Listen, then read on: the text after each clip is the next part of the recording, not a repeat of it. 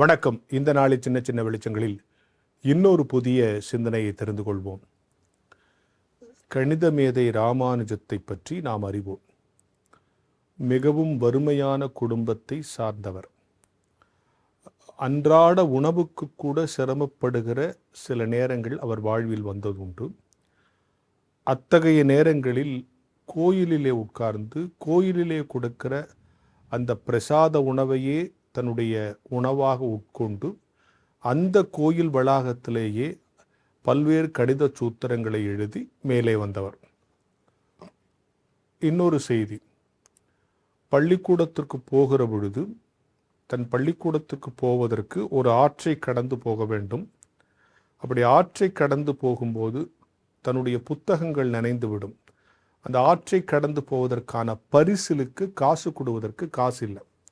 ஆற்றை கடந்து பரிசலில் போகணும்னா காசு கிடையாது. இப்போ ஆற்றுல போனால் தன்னுடைய ஆடை புத்தகங்கள் நனைந்து விடும் என்று தன்னுடைய வேட்டியை கட்டி அதிலே புத்தகங்களை எல்லாம் கட்டி அதை தலைமையிலே வைத்து கொண்டு ஆற்றை கடந்து போய், அதாவது பரிசலுக்கு காசு இல்லாதனால கடந்து போய் படித்து உயர்ந்த நிலைக்கு வந்தவர் லால் பகதூர் சாஸ்திரி. அப்துல் கலாம் அவர்கள் கல்லூரி படிப்பிற்கு வந்தபோது அவர் ஊரில் இருக்கிற மக்கள் எல்லாம், நம்ம ஊரில் இருக்கிற ஒருத்தர் கல்லூரி படிப்புக்கு போயிருக்கார், அவருடைய படிப்பு தடைபற்றக்கூடாதுன்னு அந்த சமூகத்தில் இருக்கிற பலரே அவருக்கு நிதி உதவி செய்தார்கள். அப்படி நிதி உதவி செய்வதற்காக சிலர் தங்கள் மாமிசம் சாப்பிடுகிற பழக்கத்தை நிறுத்தி கொண்டு அதன் மூலம் பணம் சேகரித்து அவருக்கு கொடுத்தனுப்பினார்கள் என்ற வரலாறை நீங்கள் படித்திருப்பீர்கள். இப்போ நான் 3 சம்பவம் சொன்னேன். ஒன்று, தன் சொந்த சிரமத்தை பார்க்காமல் கணிதத்தின் மீது ஆர்வம் காட்டிய ராமானுஜர். தனக்கு இருக்கக்கூடிய நடைமுறை சிக்கல், இந்த ஆற்றை கடந்து போகிறதுக்கு தனக்கு ஏற்படுகிற சிரமத்தை பார்க்காம வேஷ்டியை கட்டி அதில் புத்தகத்தெல்லாம் கட்டி தலைமையில் வச்சுட்டு, இன்னொன்று, ஒருத்தருடைய கல்விக்காக ஒரு சமூகம் தனக்கான சில சிரமங்களை ஏற்றுக்கிட்டு அவரை படிக்க வைக்கிறது.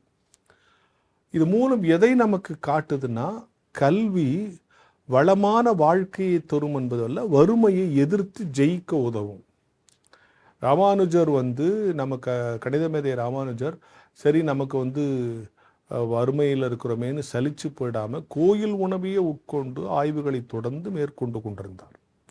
இந்த பக்கம் லால் பகதூர் சாஸ்திரி காற்றை கடந்து போகிறதுக்கு அங்கே ஈரமாக இருக்குது, பரிசிலுக்கு காசு இல்லைன்னாலும் தன்னுடைய தான் நனைஞ்சாலும் பரவாயில்ல புத்தகங்கள் நனையக்கூடாதுன்னு நினைச்சவர். அப்துல் கலாமுக்கு ஒரு ஊரே சேர்ந்து உதவி செய்திருக்கிறது. எனவே வளமான கல்வி நமக்கு இருக்கிற வறுமையை ஒழிக்கும். நான் ஏழையாக இருக்கிறேன், நான் நல்லா படித்தா நான் நல்லா சம்பாரிச்சிருவேன் இல்லையா? அப்போ எதுக்கு படிக்கணும்? நம்ம சம்பாரித்து நல்லா இருக்கிறதுக்கு மட்டுமல்ல. இவங்க 3 பேருமே வறுமையில் இருந்தாங்க, படித்தாங்க, இவர்களுடைய வறுமையை ஒழிச்சாங்க. ஆனால் இவங்க 3 பேருமே சமுதாயத்தில் மிகப்பெரிய சாதனை செஞ்சாங்க. எனவே படித்தா பேசிக் பெனிஃபிட் என்னென்னா என் வறுமை ஒழியும்.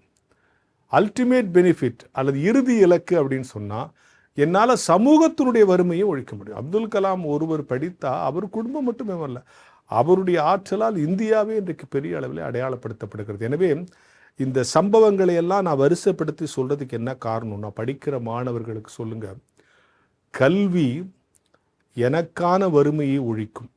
முதல்ல நான் மேலே வந்தால் சமூகத்துக்கான வறுமையை நான் ஒழிக்க முடியும்.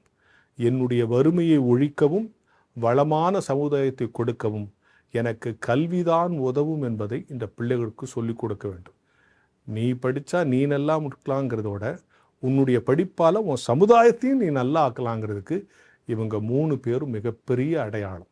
இவர்களுடைய அறிவு இவர்களுக்கு மட்டும் பயன்படவில்லை, உலகத்திற்கே பயன்பட்டது. எனவே இவங்க மட்டும் இல்லை, இது மாதிரி ஆரம்பத்தில் சிரமப்பட்டு படித்தவங்கெல்லாம் தங்களுடைய வறுமையை ஒழிக்கணும்னு படித்ததோடு மட்டுமல்லாமல் அவர்கள் கற்ற கல்வியினால் வளமான சமுதாயத்தையும் இவர்களால் உருவாக்க முடிவது. கல்வி வறுமையை ஒழிக்கும், வளமான சமூகத்தை வழங்க நமக்கு உதவும் என்கிற ஞான வெளிச்சத்தோடு இந்த நாளை தொடங்குவோம்.